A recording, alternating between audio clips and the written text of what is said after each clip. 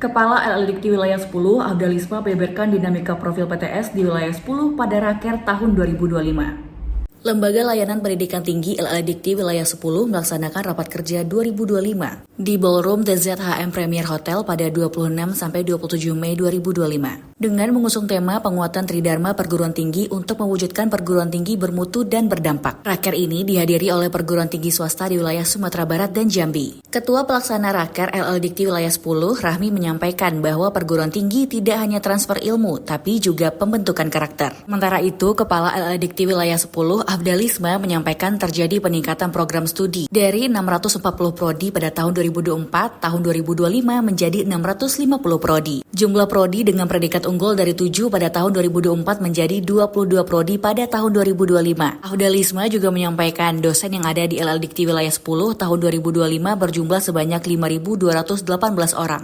Berkurang 74 orang dari tahun 2024 lalu dengan jumlah 5.292 orang. Nah, pengurangan ini terjadi karena adanya pensiun, pindah, berhenti, atau mengundurkan diri dan berhalangan tetap. Sementara jumlah mahasiswa terlapor di PD Dikti pada laporan semester ganjil 2024 sebanyak 132.303 orang.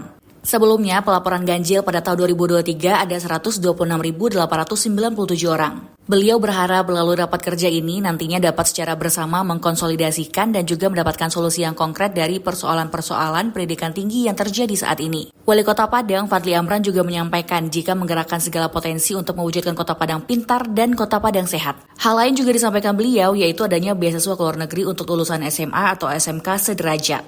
Ini juga menjadi kolaborasi dengan perguruan tinggi di Padang yang bisa di double degree.